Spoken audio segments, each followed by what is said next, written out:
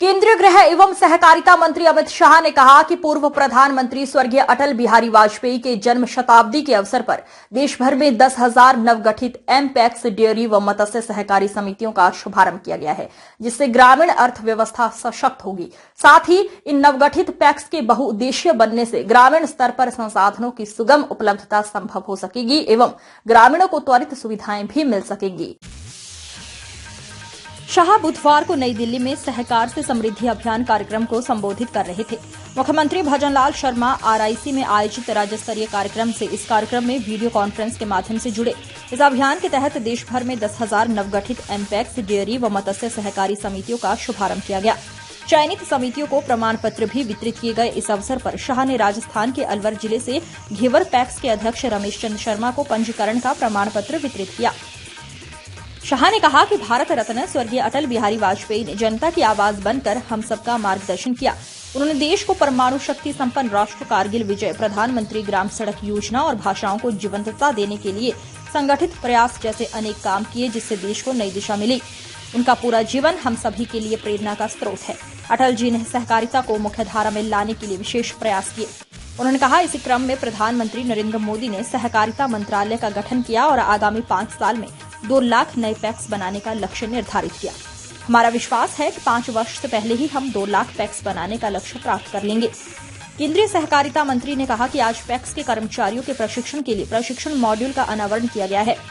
PACS को 32 प्रकार की नई गतिविधियों से जोड़ा गया है, जिससे ये बहुआयामी बन सके। उन्होंने कहा कि निष्क्रिय पैक्स के लिक्विडेशन के लिए भी एसओपी जारी किए गए हैं, जिसके माध्यम से 15,000 गांवों में नए पैक्स खोलने का मार्ग प्रशस्त हो सकेगा। उन्होंने कहा, इन पैक्स में आधुनिक तकनीक पर जोर दिया गया है, जिससे सिस्टम में पारदर्शिता आएगी। साथ ही सहकारिता मंत्रालय द्वारा लगातार ऐसे नवाचार किए जा रहे हैं, जिससे सहकारिता जमीनी स्तर पर सशक्त बने और ग्रामीण युवाओं को रोजगार मिल सके। मुख्यमंत्री भजनलाल शर्मा ने कहा कि वाजपेयी की जन्म शताब्दी दिवस के उपलक्ष्य में हम सुशासन दिवस मना रहे हैं। उन्होंने अपने जीवन और कार्यों के माध्यम से हमें ये सिखाया है कि सुशासन का अर्थ आमजन को सशक्त और आत्मनिर्भर बनाने से है और सहकारिता उसका सबसे बड़ा माध्यम है। वाजपेयी जी ने ही किसानों को ऋण उपलब्धता में सुगमता के लिए किसान क्रेडिट कार्ड का नवाचार किया था। उन्होंने कहा कि राज्य सरकार द्वारा प्रत्येक ग्राम पंचायत पर चरणबद्ध रूप से अटल ज्ञान केंद्र स्थापित करने की घोषणा की गई, जिससे प्रदेश के युवाओं व आमजन को जागरूक और सशक्त किया जा सके। इससे ग्रामीण क्षेत्रों के युवाओं को रोजगार के अवसर मिलेंगे।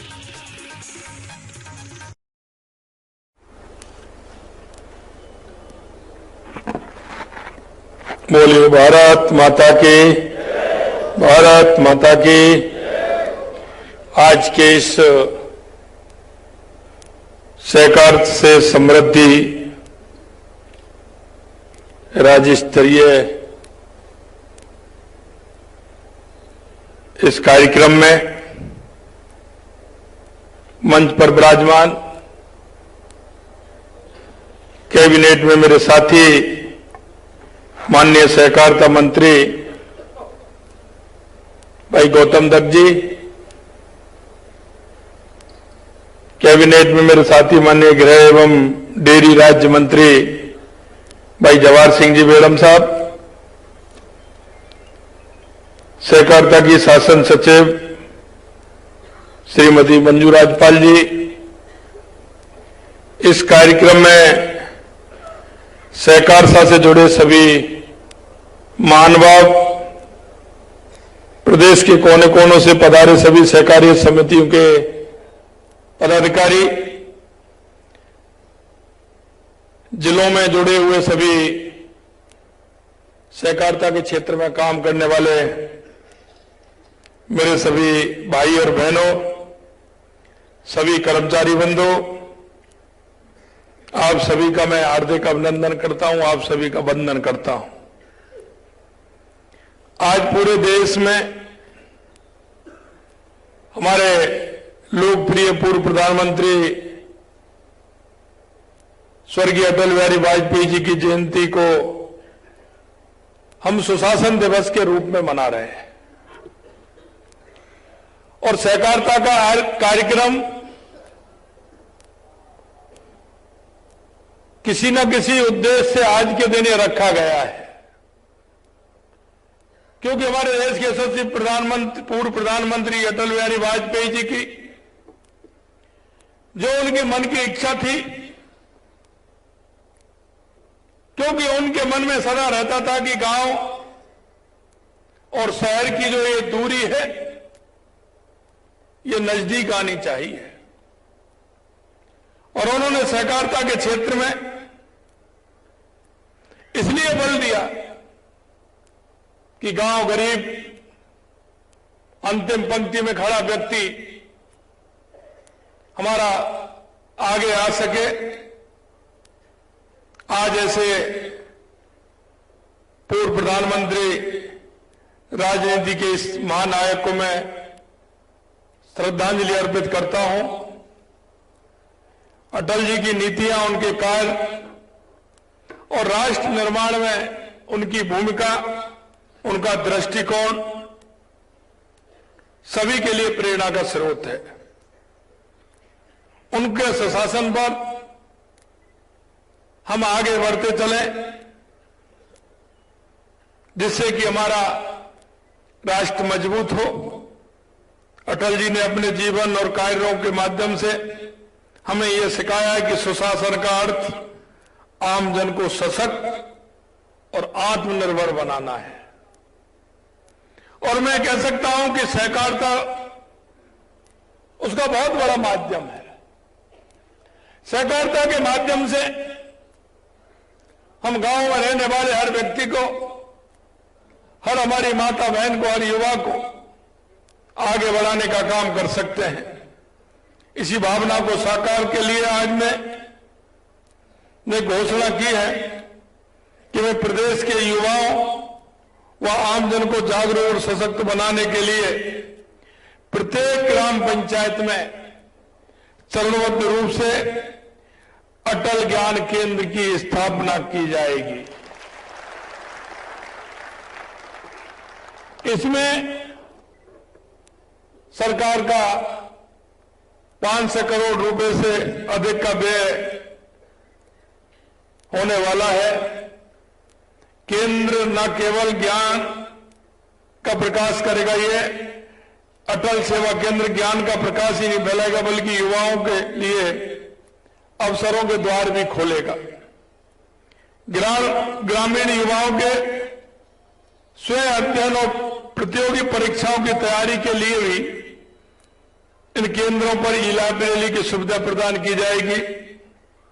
साथ ही ग्रामीण युवाओं को बेहतर भविष्य के लिए कैरियर भर्ती, रोजगार के अवसरों की जानकारी दी जाएगी। इसके साथ ही केंद्रों पर काउंसलिंग और प्रशिक्षण सुविधाएं भी उपलब्ध कराई जाएंगी। और वर्तमान में जो ई मित्र के माध्यम से दी जाने वाली सेवाएं, जैसे कि कल्याणकारी योजनाओं के आवेदन, जाति, मूल निवास, जन्म मृत्यु प्रमाण पत्र, राशन कार्ड जैसी सेवाओं को अटल ज्ञान केंद्र के माध्यम से भी सुलभ बनाया जाएगा। ये आज हमने इसकी घोषणा की है। हम चाहते हैं कि हमारे युवाओं को, हमारी महिलाओं को, हमारे उस गरीब को, हमारे उस किसान को घर बैठे वहां सारी सुविधाएं उपलब्ध हों, उसको कहीं आना जाना नहीं पड़े और वो उस केंद्र के माध्यम से ही प्रत्येक केंद्र पर एक स्थानीय युवक या युवती को अटल प्रेरक के रूप में रखा जाएगा, उसका चयन किया जाएगा। ये प्रेरक जरूरतमंद व्यक्ति और परिवार को सहकारी योजनाओं का लाभ दिलाने में भी बहुत बड़ी मदद करेगा। मैं कहना चाहता हूं, सहकार से समृद्धि, उनके आदर्श और उसूलों को अपना ध्येय मानकर माननीय हमारे देश के यशस्वी प्रधानमंत्री नरेंद्र मोदी जी विकसित भारत के नए दृष्टिकोण के साथ काम कर रहे हैं। भारत में इस विकास यात्रा को गति देने के लिए हमारे यशस्वी प्रधानमंत्री नरेंद्र मोदी जी सहकार से समृद्धि का विचार लेकर के आए हैं। और आपने देखा होगा, हमारे गृह एवं सहकार मंत्री माननीय अमित शाह जी ने जिस तरह की पहल की है, और आप देख रहे हैं उस पहल के माध्यम से वो गांव गरीब, किसान, मजदूर के लिए सहकारिता के माध्यम से उसको आगे बढ़ाना चाहते हैं।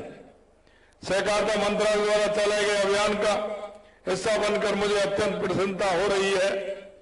सबसे पहले जैसा मैंने कहा, हमारे गृह एवं सहकार मंत्री श्री अमित शाह जी को मैं हार्दिक बधाई भी देता हूं, जिनके दूरदर्शी नेतृत्व में फरवरी 2023 में कैबिनेट की स्वीकृति के बाद इतने कम समय में से ही देश में 10,000 नई एमपैक्स डेयरी और फिशरीज सहकारी समितियों की गठित हुई है। से समृद्धि अभियान के तहत देश की सभी ग्राम पंचायतें, बहुउद्देशीय ग्राम सेवा सहकारी समितियां, डेयरी समितियां और मत्स्य सहकारी समितियों को शामिल भी किया गया है। इस अभियान में नाबार्ड, राष्ट्रीय डेयरी विकास बोर्ड, एनडीडीबी, राष्ट्रीय मत्स्यिकी विकास बोर्ड भी सहयोग कर रहा है। प्रदेश के सहकार आंदोलन को और अधिक सशक्त और समृद्ध बनाने के लिए हम नए कोऑपरेटिव कोड लाने जा रहे हैं। नए कोड सहकार से समृद्धि की अवधारणा को धरातल पर उतारने का काम करेंगे। इन नए कोड को बनाने के लिए हमने कमेटी बनाई है, जो महाराष्ट्र, गुजरात, मध्य प्रदेश, तमिलनाडु और केरल के सहकारिता अधिनियमों का अध्ययन कर नए कोड तैयार कर रही है। और राजस्थान में इस सहकारिता को मजबूत करने के लिए, सहकारिता का इतिहास बहुत पुराना है और राज्य के हर कोने में इसकी जड़ें फैली हुई हैं। विशेष रूप से हमारे ग्रामीण क्षेत्रों में के कमजोर वर्ग के लिए सहकारिता का अधिक महत्व है। लेकिन मैं कहना चाहता हूं, सहकारिता क्षेत्र बहुत बड़ा क्षेत्र है। इसको अगर हम मन से करेंगे तो हम हर गरीब तक पहुंच पाएंगे। लेकिन मैंने देखा है कई तरह की इसमें खामियां भी हैं।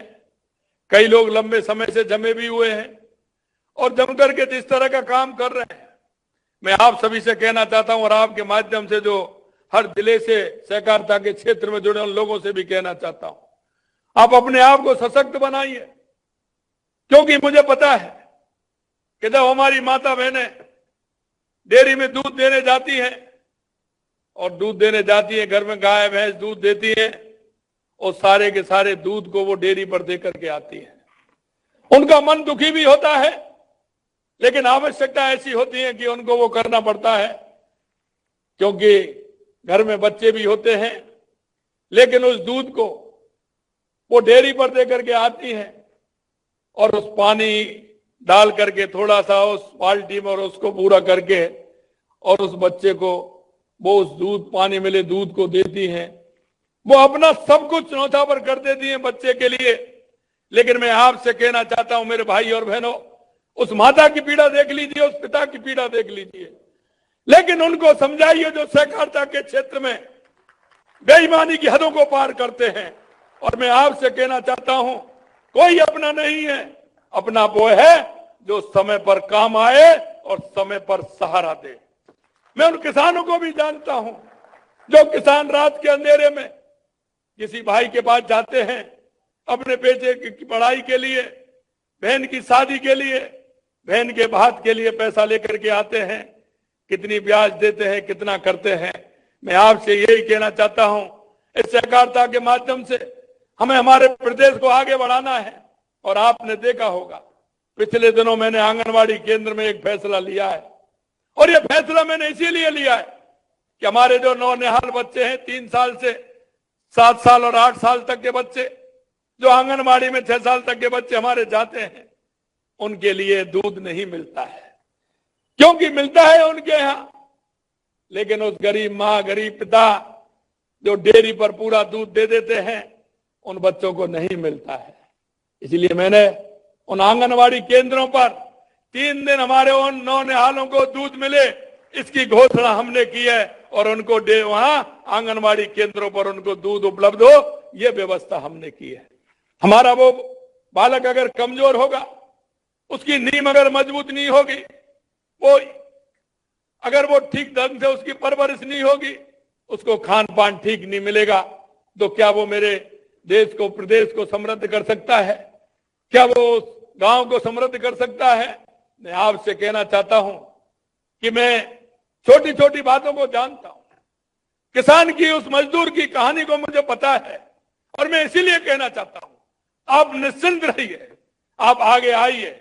अगर कोई आपके साथ में गलत करता है तो आगे बढ़ करके उसकी आगे शिकायत कीजिए, उसको बताइए कि हमारे साथ में गलत कर रहा है। मैं देख रहा हूं, मुझे पता है कि हमारा 10 साल से 15 साल से वो किसान पीड़ित है, वो गाय भैंस के माध्यम से काम चलाता है, क्योंकि किसानी का ऐसा नियम है कि खेती से काम नहीं चलता है, खेती से उसका काम नहीं चलता है। किसान का पशुपालन एक ऐसा जरिया होता है जिसका वो सहारा बनता है और वो दोनों से मिलकर के अपने परिवार को पालता है। किसान के घर में अगर कोई सर्विस में है तो वो परिवार ठीक ढंग से रहता है, या कुछ व्यापार में है वो ठीक रहता है, या पशुपालन के क्षेत्र में काम करते हैं तो वो अपने परिवार का पालन कर सकता है। मैं आपसे इसलिए कहना चाहता हूं, ये सहकारिता हमारे लिए वरदान साबित हो सकता है। सहकारिता के क्षेत्र में हम काम करते हैं, सहकारिता में हम मिलकर के छोटे छोटे उद्योग धंधे, मसाला उद्योग से लेकर के छोटे छोटे काम भी हम कर सकते हैं। हमारी वो माता बहनें जो घर का काम करती हैं, वो घर खेती बाड़ी का काम करती हैं, लेकिन उसका बचा हुआ 2, 3, 4 घंटे का समय कैसे उपयोग में हो, क्या आपने देखा है? और माता बहनें हमारी काम करती हैं। मैं कहना चाहता हूं आपसे, सहकारिता के माध्यम से आप गांव गांव में छोटी छोटी, जो माननीय हमारे देश के यशस्वी प्रधानमंत्री नरेंद्र मोदी जी का सपना है, हमारे माननीय सहकारिता मंत्री अमित शाह जी का सपना है, और हम चाहते हैं, और इसीलिए हमने टीम गठित की है कि सहकारिता के क्षेत्र में गुजरात के अंदर, महाराष्ट्र के अंदर, मध्य प्रदेश के अंदर, आंध्र प्रदेश के अंदर, जहां सहकारिता के क्षेत्र में बहुत बड़ा काम होता है, वह जाकर के हमारी टीम जाए, हमारे सहकारिता के जुड़े लोग भी उसमें जाएं। मैंने अभी 4 दिन पहले हमारी शासन सचिव और माननीय मंत्री जी को मैंने कहा कि इसको आगे बढ़ाइए, जो भी कोई आवश्यकता होगी सहकारिता के क्षेत्र में हमारी सरकार किसी भी तरह से पीछे नहीं हटेगी, यह भी मैं आपको विश्वास दिलाता हूं।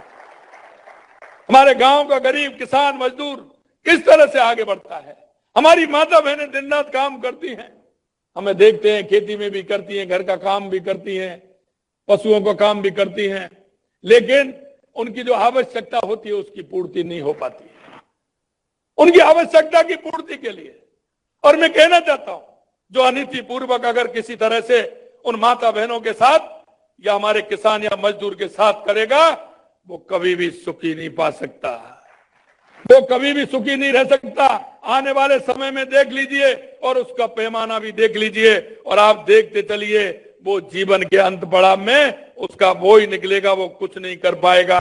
इसलिए मैं कहना चाहता हूं, आप सभी लोग सहकारिता से समृद्धि की ओर इस अभियान को सफल बनाएं, और इस सहकारिता और पशुपालन विभाग के माध्यम से पूरे जोश और समर्पण के साथ काम कर रही हमारी काम करें। हमारे लिए गौरव की बात है कि राजस्थान नई एमपैक्स और डेयरी समितियों के गठन में देश में अग्रणी है। आज ही हमने एमपैक्स डेयरी और मत्स्य समितियों का पंजीयन प्रमाण पत्र के रूप में केसीसी कार्ड और माइक्रो एटीएम सौंपे हैं। इससे हमारी सहकार समितियां किसान भाई और पशुपालकों की समृद्धि, आत्मनिर्भरता और सशक्तिकरण के नए द्वार भी खुलेंगे। मैं आप सभी को बधाई और उज्जवल भविष्य की कामना भी करता हूं। आज राजस्थान में करीब 8000 ग्राम सेवा सहकारी समितियां ग्रामीण क्षेत्रों में किसानों की सेवा कर रही हैं। इन समितियों के माध्यम से बिना ब्याज के फसली ऋण दिया जा रहा है, और इस वर्ष हमारी सरकार ने 35 लाख किसानों के लिए 23,000 करोड़ रुपए के ऋण का लक्ष्य तय किया है। ये कम बात नहीं है, क्योंकि हम चाहते हैं कि कम ब्याज पर हमारे किसान को ऋण मिले, जिससे कि वो आसानी से चुका सके। किसी महाजन के पास जाता है कि जी किस तरह की उसको ब्याज देनी पड़ती है, हम अच्छी तरह से जानते हैं। उसकी उस सफेद कागज पे से उसकी काली स्याही नहीं मिट पाती है। जब तक वो देता है, जब तक और ज्यादा हो जाती है। यही सपना देश के यशस्वी पूर्व प्रधानमंत्री अटल बिहारी वाजपेयी जी ने देखा था, और उन्होंने किसान को किसान क्रेडिट कार्ड देने का काम उन्होंने ही किया था। जो आज किसान क्रेडिट कार्ड मिलता है और उसकी कम ब्याज में आपको फायदा मिलता है। हमारी सरकार हमेशा अंत्योदय को लेकर के चली है, पंडित दीनदयाल उपाध्याय के विचार को लेकर के चली है, बाबा साहब भीमराव अंबेडकर के विचार को लेकर के चली है, और माननीय अटल बिहारी वाजपेयी जी से लेकर के हमारे देश के यशस्वी प्रधानमंत्री नरेंद्र मोदी जी ने अंत्योदय, और उन्होंने 4 जातियों का जो उल्लेख किया है, अगर ये हमारी 4 जातियां समृद्ध होंगी तो हमारा प्रदेश भी समृद्ध होगा और हमारा भारत भी समृद्ध होगा। उन जातियों में है युवा, महिला, किसान, मजदूर। इन 4 जातियां अगर ये समृद्ध होंगी तो निश्चित रूप से हमारा देश भी समृद्ध होगा। मैं इतना ही आपसे कहना चाहता हूं, भारत सरकार के सहकार से समृद्धि अभियान के तहत हम इन समितियों को बहुउद्देशीय बनाकर अनेक नवाचार कर रहे हैं। इन बहुउद्देशीय समितियों द्वारा गांव के लोगों को विभिन्न सुविधाएं उपलब्ध कराई जाएंगी। हमारी सरकार का उद्देश्य है कि इन समितियों में अधिक से अधिक महिलाओं को जोड़ा जाए, महिला समितियों का गठन किया जाए ताकि महिलाएं आर्थिक रूप से सशक्त हों। और आपने देखा होगा राजीविका के माध्यम से हमारे देश के यशस्वी प्रधानमंत्री नरेंद्र मोदी जी लखपति महिला का जो एक संकल्प लिया है, हमने भी राजस्थान में लखपति महिला का संकल्प लिया है कि हमारी महिला लखपति हो, वो महिला सशक्त हो, जिससे कि कोई भी उसको आवश्यकता हो उसको पूरा कर सके। सहकारिता से समृद्धि अभियान के तहत डेयरी समितियां, इनके सदस्यों को सहकारी बैंकिंग प्रणाली से जोड़ा जाएगा। हमारी सरकार ने इस वर्ष बजट में 5 लाख गौपालकों को 1 लाख रुपए तक का ऋण, ब्याज मुक्त अल्पकालीन ऋण देने की घोषणा की है। राज्य सरकार की पहली वर्षगांठ पर 22,000 से अधिक गौपालों को ऋण प्रदान किया गया है। इन समितियों को कॉमन सर्विस सेंटर के रूप में भी हम विकसित किया जा रहा है, जहां लोग एक छत के नीचे सहकारी सुविधाओं का लाभ उठा सकेंगे। इन समितियों में जन औषधि केंद्र एवं गैस एजेंसी जैसी सुविधाएं भी उपलब्ध रहेंगी। राज्य की सभी 8,000 बहुउद्देशीय ग्राम सेवा सहकारी समितियों की पूरी तरह से कंप्यूटरित किया जा रहा है। राज्य में सहकारिता क्षेत्र में अन्न भंडारण की सुविधाओं का भी विस्तार किया जा रहा है। इसके लिए हमने 150 समितियों को स्वीकृति प्रदान करते हुए हाल में 10 करोड़ की पहली किस्त जारी कर दी है। हम हर क्षेत्र में काम कर रहे हैं जिससे कि हमारा किसान आगे बढ़े। सहकारिता आंदोलन से राज्य के 5 लाख लोग जुड़े हुए हैं और सहकारिता से वंचित वर्ग की सेवा की अपार संभावना है। हम इस और आगे बढ़ाने के लिए प्रतिबद्ध हैं। हमारी सरकार का प्रयास है कि सहकारिता के माध्यम से हम ग्रामीण क्षेत्रों में सरकार की अधिक से अधिक सेवाओं का विस्तार करें और लोगों की जीवन शैली को सुधारें। मैं सहकारिता से समृद्धि अभियान को सफल बनाने के लिए हमारी सरकार इस क्षेत्र में की संभावनाओं पर तेजी से काम कर रही है, मुझे विश्वास है। और मैं आपसे कहना चाहता हूं, अगर आपका इसमें सहयोग मिलेगा तो मिलकर के मोदी जी की पहल को आगे बढ़ाते हुए प्रदेश के ग्रामीण क्षेत्र को समृद्ध बनाने के लिए तेजी से काम करेंगे। और मैं यही कहना चाहता हूं कि हमारा किसान, हमारा गरीब, हमारी महिला, हमारा युवा, आपने देखा होगा, हमने कहा आते ही कि हम युवाओं को 1 लाख नौकरी देंगे। हमने देखा हम लगभग 50,000 पहुंच गए हैं और आने वाले दिनों में लगातार आपको युवाओं को नियुक्ति पत्र भी देंगे। और हमने एक साथ कैलेंडर भी दिया है और एक साथ 1 लाख हमने विज्ञप्ति निकालने का काम किया है, हमने वैकेंसी निकालने का काम भी किया है। हमने महिलाओं को लखपति बनाने के लिए भी काम किया है, महिला उत्थान के लिए भी काम किया है। हमने हमारा किसान समृद्ध हो इसके लिए भी काम किया है। और हमने जो आवश्यकता है हमारे मजदूर और उस गरीब व्यक्ति को भी हमने काम किया है। और आपने देखा होगा कि और हमने ये भी कहा है कि लगातार हमारी सरकार समृद्धि के लिए काम करेगी। हमारा राजस्थान एक समृद्ध प्रदेश बने, एक सशक्त राजस्थान बने, एक विकसित राजस्थान बने, ये निश्चित रूप से आपके माध्यम से, सहकारिता के माध्यम से इस काम को हम कर पाएंगे। इस आशा और विश्वास के साथ पुनः आप सभी इतनी बड़ी संख्या में जुड़े हैं। मैं आप सभी किसान भाइयों को, सहकारी समिति से जुड़े सभी भाइयों को मैं बहुत बहुत धन्यवाद देता हूं। सभी माता बहनें यहाँ भी आई हैं और मैं देख रहा था राजस्थान भर में जुड़ी हुई हैं, उनको भी मैं धन्यवाद देता हूं। आप सभी को बहुत बहुत धन्यवाद। जय हिंद, जय भारत, जय राजस्थान। कोटि कोटि धन्यवाद महोदय। करतल ध्वनि से पुनः एक बार खबरें जो आपको जोड़ती हैं सीधे हमसे, जिनका आपकी जिंदगी पर होता है सीधा असर। खबरों की वही तस्वीर, बिना बदले, बिना डरे।